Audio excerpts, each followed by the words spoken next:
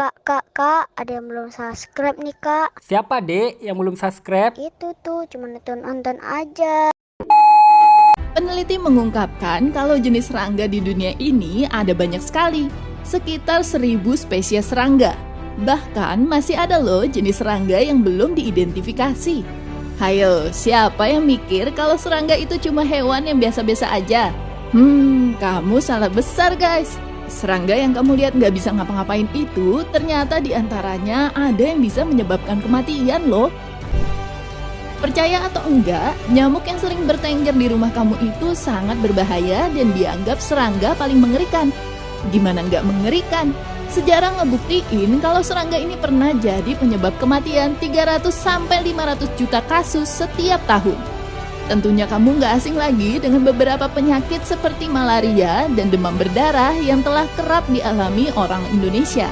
Nah, kamu harus kenal nih dengan beberapa jenis nyamuk yang dapat menyebabkan penyakit tersebut. Seperti nyamuk Aedes, terutama Aedes aegypti, nyamuk Anopheles penyebab malaria, dan nyamuk kulek yang dapat menularkan kaki gajah, filariasis, dan encephalitis. Sebelum kamu dan keluargamu terkena penyakit gara-gara serangga ini, mending lakukan pencegahan sedini mungkin. Jangan dianggap sepele ya, karena penyakitnya tuh bisa buat kamu ketemu Tuhan.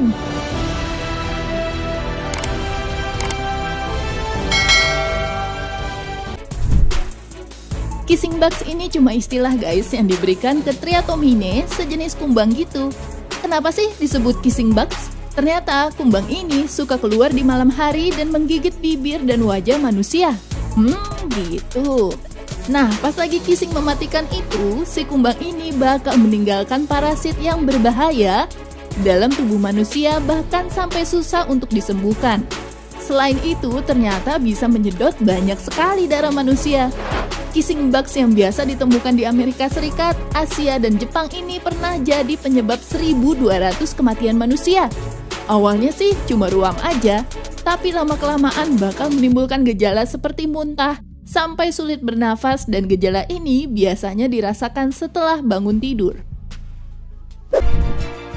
Kamu pasti mikir, kutu cuma ada di rambut kan? Enggak dong, enggak cuma di rambut aja, tapi bisa juga di tubuh manusia.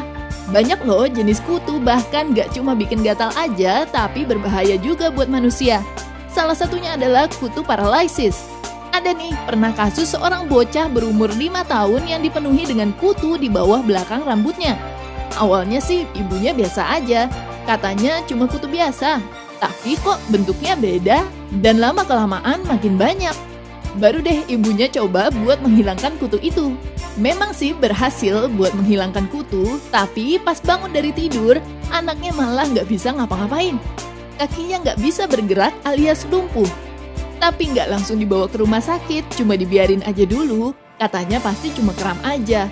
Tapi sehari 2 hari ternyata kakinya benar-benar nggak bisa lagi digerakin. Baru deh dilarikan ke rumah sakit.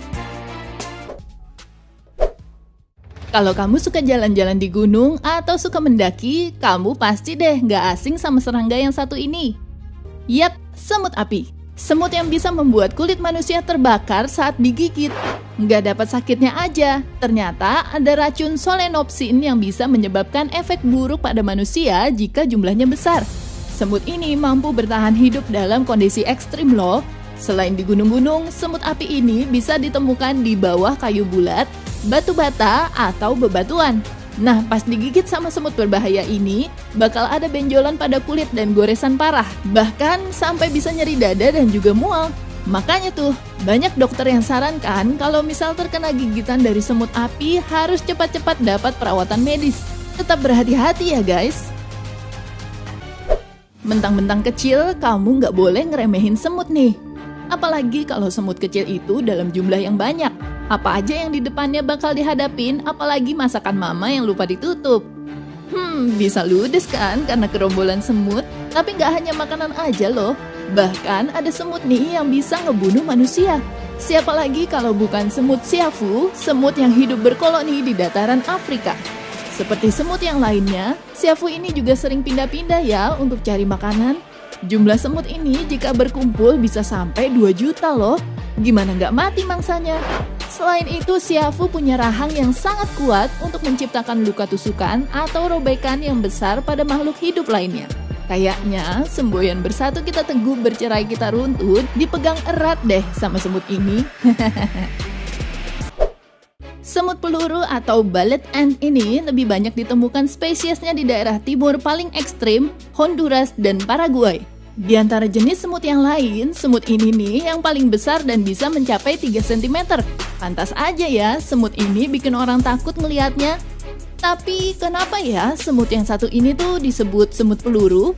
Katanya pas semut ini menyengat seseorang, sakitnya seperti terkena tembakan peluru.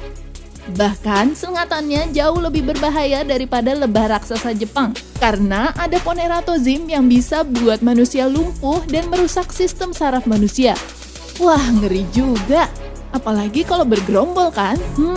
Udah deh, pasrah aja.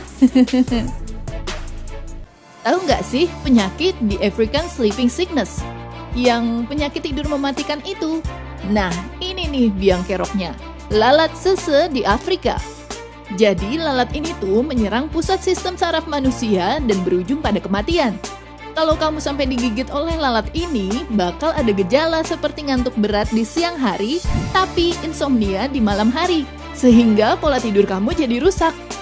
Bahkan lebih parahnya penderita juga sering cedera saat jatuh akibat tertidur saat mengemudi atau melakukan sesuatu.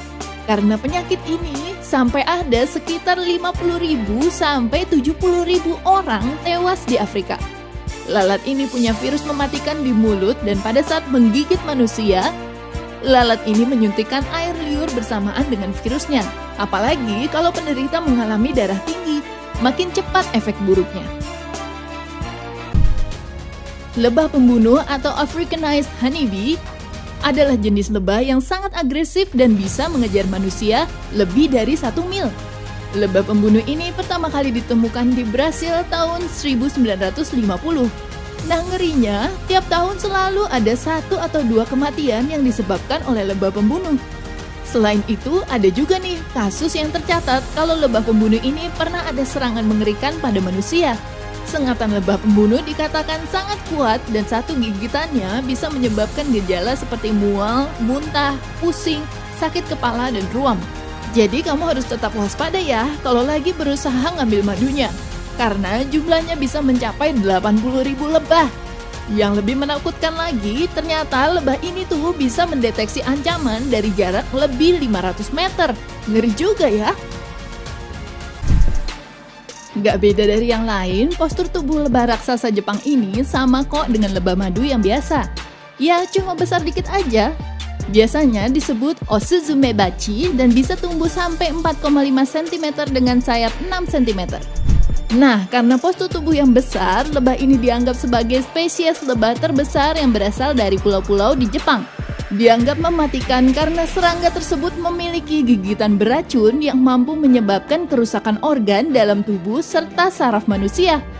Lebah raksasa ini pernah jadi penyebab sekitar 40-50 kematian manusia setiap tahunnya.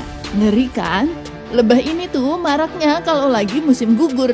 Makanya pemerintah Jepang tuh kasih himbauan biar lebih berhati-hati. Tapi spesies ini lagi berada di ambang kepunahan guys. Lagi-lagi karena lingkungan. Botfly adalah sejenis lalat parasit. Nah, parasit ini nggak bisa hidup tanpa inang yang cocok seperti mamalia dan juga manusia. Tubuhnya yang berbulu garis-garis bisa dibilang kayak persilangan antara lebah dan lalat rumah. Panjangnya bahkan sampai 19 mm loh. Jika lalat ini sampai gigit kamu atau numpang hidup di kulit kamu, bakal kelihatan kok karena ninggalin bekas lubang kecil tempat lalat ini bernapas. Nah, iritasi yang disebabkan bisa terjadi infeksi dan bahkan kematian loh. Jadi kalau kamu mulai ngerasa ada spesies ini, bergegas deh ke rumah sakit. Jangan sampai kamu malah ngambil tindakan sendiri karena kalau kamu membunuh larva sebelum dikeluarkan, memerasnya keluar atau mencabutnya pakai selotip, bakal bikin tubuh larvanya kepotong dan akhirnya bisa menyebabkan infeksi lebih lanjut. Nah, cara termudah untuk menghindari spesies ini tuh dengan menghindari tempat tinggalnya. Jadi usahain deh biar nggak ada kesempatan buat larvanya hidup. Ya, misalnya pakai obat nyamuk biar mencegah nyamuk atau lalat membawa telur lalat masuk ke rumah kamu.